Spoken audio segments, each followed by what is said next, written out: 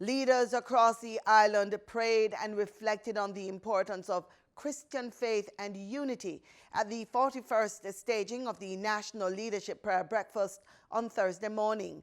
Due to the coronavirus pandemic, the 41st National Leadership Prayer Breakfast was held virtually for the first time. It was live streamed on all of PBCJ's platforms. Marlon Samuels has more in this report. Government, church and sector leaders gathered for the 41st National Leadership Prayer Breakfast to pray for the country's parliament, citizens, and to ask for God's healing, protection, mercy and blessings on Jamaica. This marks the first time since the event began in 1985, with the support of Victoria Mutual, that the event was held virtually. The theme of this year's breakfast is quite meaningful: keep hope alive.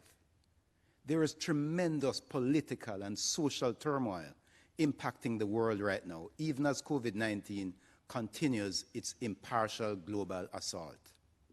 Scripture teaches us, however, that even in our darkest hours, there is an ever-present help available.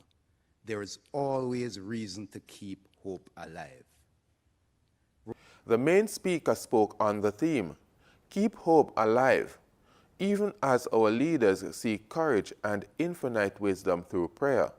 May I suggest that the theme and the text point not only to the fact that hope is a practical reality and a crucial necessity, but also that hope is a mutual responsibility.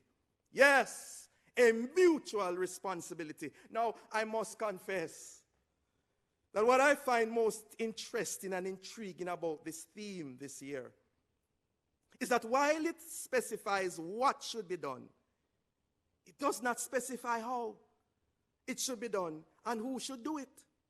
Maybe because implicit in the theme is the challenge for each and all of us to take up the task of keeping hope alive as a mutual responsibility.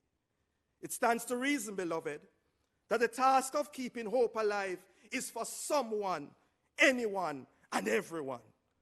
And this is so despite and in spite of our age, our address, our gender, our genealogy, our education or employment, class or creed, political or religious affiliation. So, how do we keep hope alive?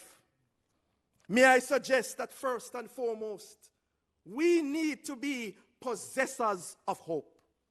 Possessors of hope. The free will offering collected at the National Leadership Prayer Breakfast goes towards a named charity each year. This year, the money will be used to support students experiencing challenges in the online learning environment who do not have access to the resources needed. Now, 2020 and 2021 so far have proved to be challenging times. But I remind you of James 1, verses 2 to 4. It says, "Consider it pure joy, my brothers and sisters, when you are faced with trials of many kinds, because the testing of your faith produces perseverance. Let perseverance finish its work so that you may be mature and complete, lacking nothing." This year, to some extent, reminds me of the gap year I took before coming to college. I felt as though I had pressed pause on my life. Many of you feel as though the pandemic has pressed pause on your life. You're enduring many trials. You feel as though your faith is being tested. This is the best time when you feel as though you're at your lowest, as if you can't go on anymore, for you to spend some time alone. And what better time than during social distancing? During my gap year, I spent so much time alone, doing self-introspection, some reflection, and just meditating on my goals and aspirations. And I got to know myself so much better. I promise you, if you get to know yourself, if you know your identity, if you take the time to hone your God-given talents, then your purpose becomes so much clearer. And nothing, absolutely nothing can stop you. As I close, I leave with you my favorite scripture passage. Proverbs 16 verses 3.